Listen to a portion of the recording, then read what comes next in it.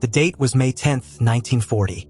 German forces had just crossed into Belgium, and what happened next would shock the world.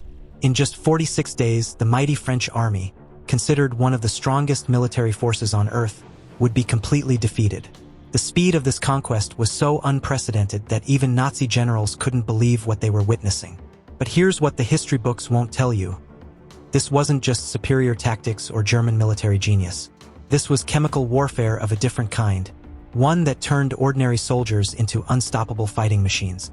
The secret weapon wasn't a new tank or aircraft. It was a small white pill called Pervitin. And by the end of the story, you'll understand how a drug that we know today as crystal methamphetamine changed the course of World War II forever. To understand how this happened, we need to go back to the early days of the Nazi regime. Hitler's vision for his perfect Aryan society was built on racial purity and physical perfection. The Nazis had some of the strictest anti-drug laws in the world. Morphine, heroin, and cocaine were completely banned. Drug abuse wasn't just illegal, it was punishable by death. The irony is staggering. A regime that executed people for drug use would soon become the largest drug dealer in military history. But in the late 1930s, something changed. German scientists were developing new synthetic compounds that weren't technically classified as drugs. They called them brain food, miraculous substances that could enhance human performance without any of the negative effects of traditional narcotics. This is where our story really begins. In 1937, a German pharmacologist named Fritz Hochschild was working at the Temmler pharmaceutical company in Berlin. Hochschild had been studying the effects of amphetamines, particularly after witnessing something remarkable at the 1936 Berlin Olympics. American athletes had been using a substance called benzodrine, and their performance was extraordinary. These competitors displayed energy levels and endurance that seemed almost superhuman. Hochschild was fascinated. If he could create something even more powerful, something that lasted longer and had fewer side effects, he could revolutionize human performance. Working in his Berlin laboratory, Hochschild developed a new synthesizing process that created methamphetamine in its purest form. The company patented this substance under the trademark Pervitin in late 1937. The effects were immediate and dramatic. Unlike natural adrenaline, which causes dangerous spikes in blood pressure and burns out quickly, methamphetamine transferred dopamine and noradrenaline directly between brain cells. This created rapid communication throughout the nervous system, resulting in sustained energy and heightened senses that could last over 12 hours. What made methamphetamine particularly effective was that it didn't affect blood pressure like adrenaline did, allowing it to last much longer and be far more potent than any natural stimulant the human body could produce. Temmler Pharmaceuticals marketed Pervitin as a wonder drug. It promised to eliminate fatigue, increase concentration, and boost confidence. The German public embraced it immediately. Businessmen used it to work longer hours. Students took it to study through the night. Nurses, truck drivers, and factory workers all became regular users. Within months, it seemed like half of Germany was running on this little white pill. Professor Dr. Otto Ranke, director of the Research Institute of Defense Physiology, was watching this civilian drug boom with great interest. Ranke understood something that would prove crucial to Germany's military ambitions. The chief enemy of any soldier wasn't bullets or bombs. It was exhaustion. When soldiers became tired, everything fell apart. Their perception dulled, their reaction time slowed, and their morale collapsed. In previous wars, armies had to stop fighting when darkness fell because exhausted troops were more dangerous to themselves than to the enemy. But what if that limitation could be eliminated entirely? Ranke began conducting secret tests on military medical officers, giving them controlled doses of Pervitin and monitoring the results. What he discovered exceeded his wildest expectations. The drug didn't just keep soldiers awake. It transformed them into superior fighting machines. Test subjects displayed increased combat abilities, reduced fear, and most importantly, they could maintain peak performance for days without rest. The drug increased self-confidence, heightened concentration, and made soldiers willing to take risks they would never consider under normal circumstances. It also reduced their sensitivity to pain, hunger, and tiredness. Ranke himself became a regular user, taking 2 Pervitin tablets daily to enhance his own laboratory work. However, Ranke wasn't blind to the drug's darker side. His research revealed that Pervitin was highly addictive and came with serious side effects. He warned army officials that the drug should be considered with the greatest caution. But by then, it was too late. The military had seen what this substance could do, and they wanted more. On September 1st, 1939, German troops crossed the Polish border, and the world got its first glimpse of what a methamphetamine-fueled army could accomplish. The Polish military was no pushover. They had a respectable army and were fighting on their home territory. But what they faced was unlike anything in military history. German panzer units and reconnaissance forces moved across vast distances at impossible speeds, maintaining combat readiness around the clock. Medical officers in the field reported something they called mass euphoria among German soldiers. These men fought with an intensity and endurance that seemed supernatural. They displayed no fatigue, no fear, and no hesitation. They were able to fight for 50 hours straight without sleep, something that was completely unheard of on any battlefield in human history. They were, quite literally, high on methamphetamine. In just 2 weeks, the entire country of Poland had fallen. Hitler's first major military victory had been achieved through superior tactics, excellent organization, and massive quantities of drugs. The success in Poland sent shockwaves through the German military hierarchy. If Pervitin could deliver this kind of advantage against Poland, what could it do against the real prize, France? While his soldiers were getting high on the battlefield, Hitler was beginning his own journey into drug addiction. Through his personal photographer Heinrich Hoffmann, Hitler had met Dr. Theodor Morell, a physician who specialized in experimental treatments. Morell was a social climber who had worked his way up from humble beginnings.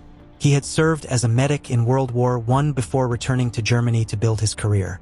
Through strategic networking and his marriage to a wealthy actress, he had established a high-class medical practice in Berlin. When the Nazis rose to power, Morell positioned himself to benefit from the changing political landscape. Hitler suffered from chronic stomach problems that no doctor had been able to cure. Morell suggested a radical new approach, a combination of vitamins, probiotics, and stimulants that would revolutionize the Führer's health. It worked. Hitler's stomach problems disappeared, and he felt more energetic than he had in years.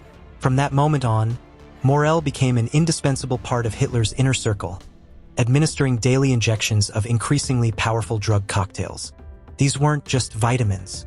Morell's detailed medical records, discovered after the war, reveal that he administered approximately 74 different substances to Hitler over the years. The list included methamphetamines, heroin, cocaine, and various experimental compounds that were toxic to humans. Many of these substances were poisonous and had never been properly tested on human subjects. At the height of the war, Hitler was receiving up to 20 injections per day. The man making life and death decisions for millions of people was operating under the influence of a pharmaceutical cocktail that would have killed most people. By early 1940, Germany was preparing for its most ambitious military operation yet, the invasion of Western Europe. The plan was audacious to the point of insanity. German forces would punch through the supposedly impenetrable Ardennes forest, bypass the heavily fortified Maginot Line, and encircle the combined British and French armies in the Low Countries. On paper, it was suicide. The German military was still evolving and was numerically inferior to the combined Allied forces. The Ardennes terrain was considered impossible for large-scale tank operations. The entire strategy depended on speed, surprise, and the ability to maintain continuous operations day and night. In other words, it was the perfect job for an army running on methamphetamine. The German High Command ordered 35 million Pervitin tablets for the campaign. They also ordered a similar drug called isofan, which had virtually identical effects. Dr. Otto Ranke personally wrote what became known as the Stimulant Decree, a detailed instruction manual for military medical officers on how to distribute and administer the drug to their troops. The recommended dosage was 1 tablet per day, with 2 additional tablets at night if necessary. Soldiers could take 1 or 2 more tablets after 3 hours if the situation demanded it. This regimen would provide 24 hours of sustained alertness, increased self-confidence, and reduced fear of combat. Ranke's decree also included warnings about the drug's negative side effects, including what he termed belligerent mood. Many of these warnings would prove prophetic in the coming months. German troops stormed across Luxembourg and into Belgium with a speed and intensity that caught everyone off guard. Belgian defenders, who had prepared extensive bunker networks and defensive positions, were simply overwhelmed by the ferocity and unpredictability of the German assault. The secret was that most of the attacking German soldiers were high on methamphetamine. They fought with supernatural endurance, displaying combat superiority and an apparent immunity to fear. More importantly, they could maintain this level of performance for unnaturally long periods. The drug didn't just affect individual soldiers, it transformed entire military units. German generals like Heinz Guderian and Erwin Rommel began making impromptu tactical decisions, often disregarding orders from their superiors. They had one obsession: reaching the Atlantic Ocean as quickly as possible. This wasn't traditional military doctrine. This was the behavior of commanders whose judgment had been altered by powerful stimulants, leading armies of soldiers in similar chemical states. The German forces were fighting in completely unconventional ways, making them highly unpredictable and difficult to counter. Allied commanders were completely unprepared for this type of warfare. They had planned for a conventional conflict where armies moved predictably, rested at night, and followed established tactical patterns. Instead, they faced an enemy that never seemed to sleep, never seemed to tire, and fought with an aggression that bordered on the supernatural. The most crucial test came in the Ardennes forest. This region of dense woods and steep hills was considered impassable for large armored formations. The French had positioned minimal defenses there, confident that no army could move heavy equipment through such terrain quickly enough to pose a threat. They were catastrophically wrong. German panzer divisions, their crews sustained by regular doses of Pervitin, pushed through the Ardennes at record speed. Soldiers who should have been exhausted after hours of difficult marching instead maintained peak alertness and combat readiness. Tank crews operated their vehicles for days without meaningful rest, navigating treacherous terrain with precision that would have been impossible under normal circumstances. The breakthrough at Sedan was the moment that decided the fate of France. German forces emerged from the Ardennes like a steel fist, punching through French defensive lines and racing toward the English Channel. Within days, they had cut off the British Expeditionary Force and the cream of the French army in a massive encirclement. But here's where the story takes a darker turn. There's one case that perfectly illustrates just how extreme this drug use became. In 1944, during the brutal conditions of the Finnish-Soviet conflict, a Finnish soldier named Aimo Koivunen found himself separated from his squad during a Russian ambush. Koivunen had always avoided taking Pervitin. He didn't like how it made him feel. But exhausted and desperate, with Russian forces in pursuit, he remembered the bottle of Pervitin in his pocket. Contained 30 tablets, enough for his entire squad. In a moment of panic and poor judgment, Koivunen swallowed all 30 pills at once. What happened next defies belief. He experienced an enormous burst of energy and began skiing through the snow with superhuman endurance. Then he blacked out but kept skiing while completely unconscious. He skied over 250 miles while unconscious, survived stepping on a landmine that blew him up, escaped Russian patrols, and lived off pine buds and raw birds he caught with his bare hands. When he finally reached a hospital days later, he weighed just 94 pounds and had a resting heart rate of 200 beats per minute. Somehow, he survived to age 71. This extreme case shows what just 1/30th of that dosage was doing to every German soldier on the battlefield. But Pervitin's miraculous effects came with a terrible price. As the campaign progressed, German medical officers began reporting disturbing side effects among their troops. Soldiers were experiencing heart failures at alarming rates. Others were suffering from severe paranoia and delirium, sometimes turning their weapons on their own comrades. There were numerous cases of suicide, as men's minds snapped under the chemical pressure of prolonged methamphetamine use. Leonardo Conti, the Reich's chief of health, had warned about exactly these consequences. He had predicted that excessive use of Pervitin would ultimately exhaust all physical and psychological performance reserves, potentially leading to a breakdown in military discipline and effectiveness. He had even expressed fears that widespread use could lead to a breakdown in society among large parts of the population. His warnings had been ignored in the rush to gain military advantage, but now the consequences were becoming impossible to deny. Despite these problems, the German victory in France was total and shocking. Nazi propaganda immediately credited this success to the superiority of the German soldier, his bravery, his training, and his racial characteristics. The role of methamphetamine was carefully hidden from public view, but military leaders knew the truth. The Blitzkrieg hadn't succeeded because of German superiority. It had succeeded because German soldiers had been chemically enhanced beyond normal human limitations. Following the success in Western Europe, Germany turned its attention to the Soviet Union. Operation Barbarossa, launched in June 1941, would prove to be the largest military operation in human history, and it would push German drug use to even more extreme levels. The brutal conditions of the Eastern Front made Pervitin seem like a necessity rather than an enhancement. Soldiers faced not just human enemies but the harsh Russian winter, vast distances, and supply lines that stretched beyond breaking point. In these hellish conditions, the drug found new life, transforming exhausted and demoralized troops into effective fighting units with a simple pill. Meanwhile, Hitler's own drug use was escalating dramatically. Dr. Morell was now administering increasingly exotic and dangerous substances, including experimental compounds that had never been tested on humans. The Führer's health was deteriorating rapidly, but his dependency on these chemical cocktails was absolute.